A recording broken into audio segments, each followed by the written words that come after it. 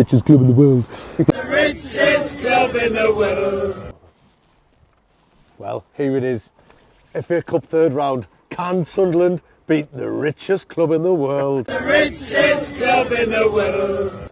Here we go, Saturday, Derby Day. Let's see it.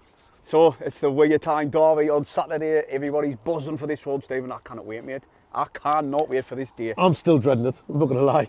Aye. I'm still dreading it. But obviously I'm going there with a lot of, with my usual optimism and also a lot of hope. But listen, it's not going to be easy. No. It's going to be tough. They're in bad run of form. We're not doing too bad at the minute. But like I say, worlds apart with where we are. The magic at FA Cup though, Stephen. Well, that's the thing. And it's not just that, it's the wear-tyne Derby. Anything can happen in a Derby game. Anything can happen in an FA Cup match. If you look at the last 2 years, Newcastle have been knocked out in the third round the last 2 seasons in a row by League One teams. Cambridge United and Sheffield Wednesday springs to mind. So who's to say it's not going to happen this year? And I've seen a lot of their fans whinging about Eddie Howe. A lot of fans said that he's not capable of taking them any further. You know, their fans are split. They are. I've got loads of them on Facebook and all that. Their fans are split. Some are shouting for his head. Some are saying, no, we've got to support him, blah, blah, blah. But I think the top and bottom of it is, this match on Saturday, I think it's the bail and enough for Howe. If we manage to do it and we manage to beat the richest club in the world, The richest club in the world. then Eddie Howe will be gone. I think it's as simple as that. Nah, what it means to both sets of supporters, that could be the straw that broke the camel's back for him. Like, Well, that's what it is. Eddie Howe said in his interview. He says, we're focused on the Sunderland game because we know how big it is to the city, blah, blah, blah. That's not what you say when you've just been turned down by Liverpool. You know, when you should be focusing. But what he was trying to say basically is that they were thinking more about the Sunderland game than they were about Liverpool. Now, that's pretty sad. well, they dropped the rest of Trippier for it. And not just that, the hierarchy at Newcastle have come out and says we're 100% back Eddie Howe. Well, of course. if they've got to come out and say that means there's something, you know, they're listening to the noise, basically. Well, look, it's crumbling around. They went high flying. They did brilliant last season. They've been in the Champions League this season, which obviously they're out of now. They're out of the League Cup as well after beating Man U and Man City. They then got beat off Chelsea on penalties. So they've only got. They're not going to. I think they're going to struggle to challenge for the Champions League this season with the way things have gone now, and also so the FA Cup's their last hope really of winning something, I reckon. But hey. They've got to get past little old Sunderland first. They've got to get past little old Sunderland. But let's do the. I'm going to go through the motions because this is what we do on match previews. But it means bot all in Derby days and Cup days. No. The scum. Sorry, Newcastle. They've won 9, drew 2, and lost 9 this season. They're currently 9th in the Premier League. One thing though, even though they are in a bad slump of form, the last 5, they've lost 3, won 1, lost and then lost the other one. They've only won 1 game in the last 8 games in all competitions, and that game they won was against 10-man Fulham. They've currently scored 39 goals this season, which is the 5th best in the Premier League, and they've conceded 29 goals, which is the joint 6th best. So you know. For away form, they're down in 19th. Home form, though, they're doing really well still. 3rd. Yeah, well, look, they were playing them at our place. Overall form, they're down in 19th. Like you say, Stephen, they really are struggling. Sunderland have got one of the youngest. No, they have got the youngest team in the Championship. It's in the all 4 English leagues. It is. We've got the youngest squad gone, and they're performing really well. We're an established Championship club, in my opinion, now. Of course. Done wonders last season. We're currently 6th. We're achieving our expectations currently. Like I say, we're doing really well. Also, all the pressure is on Newcastle. There's no pressure on us. I didn't want to see it so much as a free hit because I want to win this game, though. No, don't get this wrong. Yes, I want to we want to win this game. We do. We want to win this game. Are we no illusion that we're going to win the FA Cup this season? No, but we want to win this game. That's the be all and end all. There's no ifs or buts. We want to win this game, and so do they. So it's up to us to spoil the party. All the pressure is on them. They're the Premier League club. They're the ones that's been in the Champions League. They're the one that spent freaking over like hundreds of millions. On New Year's Day, our entire starting 11 cost 7.1 million or something. Their starting 11 on New Year's Day cost nearly 250 million. So listen, this is all the pressure's on them. They haven't beat us. They haven't beat us since 20th of August 2011. Granted, for the last 6 years we haven't been in the same division, but that's not the point. No, ignore that. We won 6 in a row. You all know that. Everybody knows that. We'll love to remind them that we did. We're unbeaten in 9 meetings between the 2 clubs. We haven't lost against them. We haven't. And like I say, the people are going to be up for this game. Obviously, the players are going to be up, especially Dan Neil, Patterson, obviously they're local boys. Hume. Yeah, well, I think Hume's already up for it. Hume's up for every game. Did you see on the Sunderland page? on the Sunderland page, sorry to interrupt you there, on the Sunderland page, he says, what's your most favourite moment Your highlight of the year? 2023. Aye. And he said, Getting Newcastle in the cup.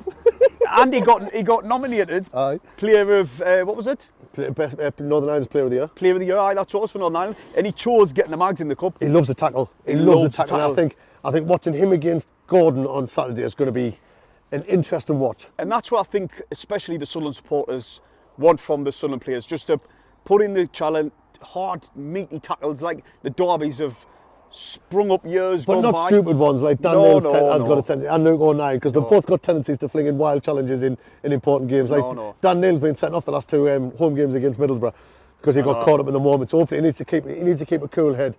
But like we've already reiterated, the pressure's on them. It 100%. Is kind of a free hit. Nobody's expecting us to win. I'm not even expecting us to win. Everybody is expecting Newcastle to come here and turn us out. Of course, they're favourites. Because yes, the injuries and suspensions they've got. Tonali, Pope, Target, Murphy, Barnes, Wilson, Willock, Anderson, Trippier at the minute. He might be available on Saturday, but we don't know yet. And that's why I think the fans should really get off Eddie Howe's back. All of that, man, that's a starting 11. No, keep on his back. I love the hostility. I love the fact that they're falling apart. They're turning on each other. When the FA Cup draw first got done before Christmas, when I went into work in the friggin' in Nissan, all the Geordies were bloody bouncing about. Oh, we're going to turn this out. We're going to turn this out. Now over the last week, when you've seen them do interviews online and things like that, they're all panicking now. On our videos, mate, they've been commenting saying I'm not that optimistic about this game now. Our form's dropped off a cliff and etc. Look, listen, they got beat off Luton. I know Luton's really good at their place. We've beat Luton last season. Look, are we excited for this game? Yes. Are we up for this game? Yes. But like I say, there's no pressure on Sunderland whatsoever. No. Shirt giveaways, we're going to do them at the end. But Stephen, Newcastle, they've got players what can punish teams. They have, mate. No, I know they have. I thought you were talking. Listen, one player who's been getting stick on social media, Almiron. A lot of fans are not happy with him. Well, I'm saying a select few. Mate, I think he's a threat. Of course he's a threat. He's faster than a fast thing in Fastland. He is dangerous. He's capable of just pulling things out of nowhere. He is a player to watch, but he hasn't been starting many games this season, from what I can gather. Not that I've been watching them much. No. But he's one to watch, definitely. Almiron, he's got 3 goals and 1 assist this season. Isaac, listen, when Newcastle signed him last season, I was thinking, oh, bollocks, because I know he's a good player. Swedish I mean, he gets injured quite a bit, but he's still got 9 goals this season, but no assists, which says he could be a bit selfish. Gordon is definitely a threat. He's flying this season. He's probably their best player. This season he had a rough start. I remember he did. When they bought him for 40 million. But he's done outstanding for them. This season he's got 6 goals and 5 assists. However, he's got 7 yellow cards, and he is a hothead. And if the fans get on his back and the players wind him up, he will bite like a bitch. He will, guaranteed. And another one to watch is who's also a massive hothead, is Bruno Guimaraes, or whatever the figure's name is. Big Bruno. He's got 1 goal and 2 assists, but he's a hell of a midfielder. He runs the midfield. He just runs midfields in every game. Another one, Stephen. But he's on 8 yellow cards, Bruno. 8 yellow cards, complete hothead, and I wouldn't be surprised. I think putting Gordon, Neil, O'Neill, and Bruno all to get yellow cards, I think is a freaking safe bet. There's one for your bets. Scan overs on the cards. Another thing, I think who's done really well for them, Joe Linton in the middle. He's solid, he's physical. But he should have been sent off against Liverpool. He's a whinging bitch. But he's a whinging bitch. The full squad have been whinging constantly when they've been getting beat. They've been fine. After the game, they've been starting over. They're starting on Pickford, then they were starting on another place, we're wasting time. They were starting on. Basically, whenever they get beat, they just get aggressive and start having a go at the team that's just beat them. Listen, you've been beat, for God's sake. Just accept it. Just like you're going to have to on Saturday. Okay. Fucking hell. But Stephen, we're not stupid. We know what the squad's capable of. Look at them, man. Like you said earlier, they finished in. They got in the Champions League. They finished really well in the Premier League. I know they're out of most of the cups and they want to do well in this one. I'm a bit nervous. I'm not going to lie. A bit nervous. I'm shitting myself. But I have been since the Sunderland draw. I'm under no illusions whatsoever that this is an uphill challenge for Sunderland. No illusion whatsoever. But like I say, I'm just living off the hope that it's a cup game and it's a derby game, and anything can happen in either of those. So I'm going to go there on Saturday. I'm going to be as optimistic as I possibly can. I'm going to be backing the lads, which I'm sure the 45,000 fans in there are going to be doing. And we've just got to see what happens. Got to, aye. Got to see what happens. But You moving never on. know if we can break them. Sorry, Go on so then. I've seen Mags, the Newcastle people on their forums and all that, get saying that the midfield, although I've just been bigging up Bruno, they're saying that the midfield's easily passed by.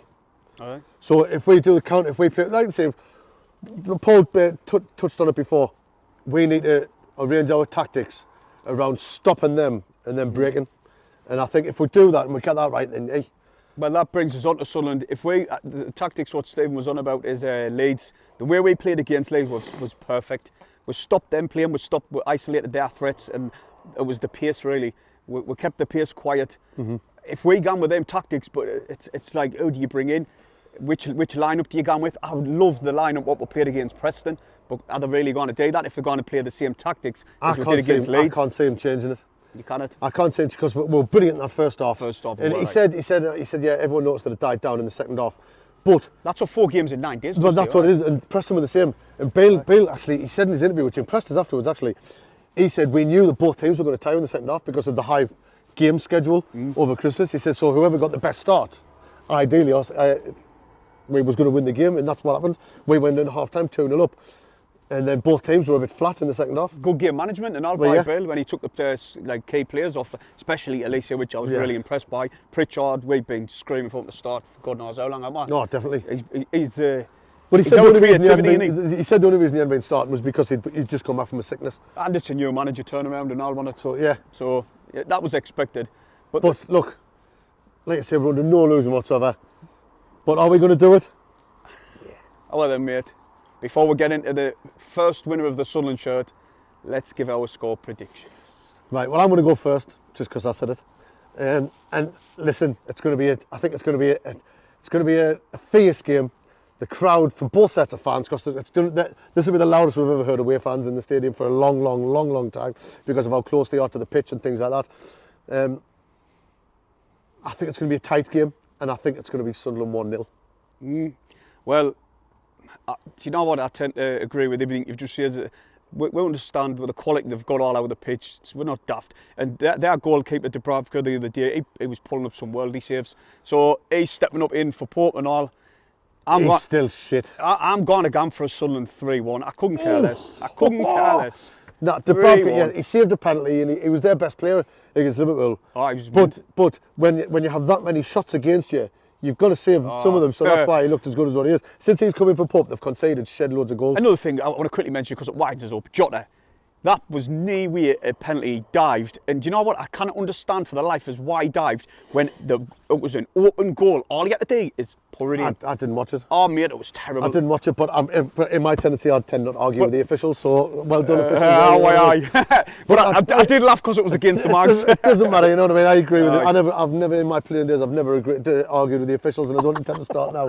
So therefore, right, I'm going 1-0. He's going 3-1. We're both going for the win.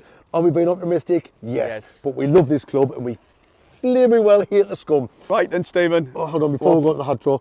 Coming up tomorrow, me and Paul's going to be doing another video and we're going to be doing basically a look back over the wear-tyne derby. We're going to have a look back over the history of the wear-tyne derby. Obviously, it'll be mainly Sunderland positive. But we're going to do that tomorrow. So that'll be coming for you around about tomorrow evening time. We're going to do a live stream. Where you can come and join us in the chat and ask us questions, and we'll just have a chat about the game that's coming on Saturday. Everyone's welcome. It'll be a laugh. We'll probably get some stick in our life, but it'll be a laugh. Right, the winner of the Brazil top, get in touch with, was Liam W. We've done the draw just off camera. Liam W. Well, to be fair, he got 4 right. He got 4 score predictions right. Mental. He's the new time traveller. Yes. Now, this is the Sunderland one. There's 2 Sunderland tops. Aye. One's a large and one's an extra large. Aye. Isn't it? One's a large, extra large. One's a large, one's an extra large. So whoever pulls out here, get in touch and say whether you want the large or the extra large. So. Right, I'll not look. Oh. There you are, Stephen. Get it? The winner is... Ollie Boy. Ollie Boy. Ollie Boy. Oh, boys, right. So there you can. I'll get them up, put my pack on now because my heat's freezing. Oh, there's still one in there. Right. Ollie Boy, well done, you've won one of the Sunderland yellow shirts. And if you want to win the next one, comment your score prediction on this video and you'll win it. Yes, because the other Sunderland away shirt is going to be given away after the Newcastle one, so whoever gets the score right, names in a hat, will be drawn next week. Yep. That's about it then, isn't it? Apart from that, yeah, we'll see you tomorrow, because like I say, we're doing another video and a look back at Derby days. We'll live stream on Friday. There's our match preview. Also on Friday as well, we'll have had the press conferences, so we'll be able to talk more about what either manager has said. So That's about it. Hit the thumbs up. Subscribe if you're new. Lads!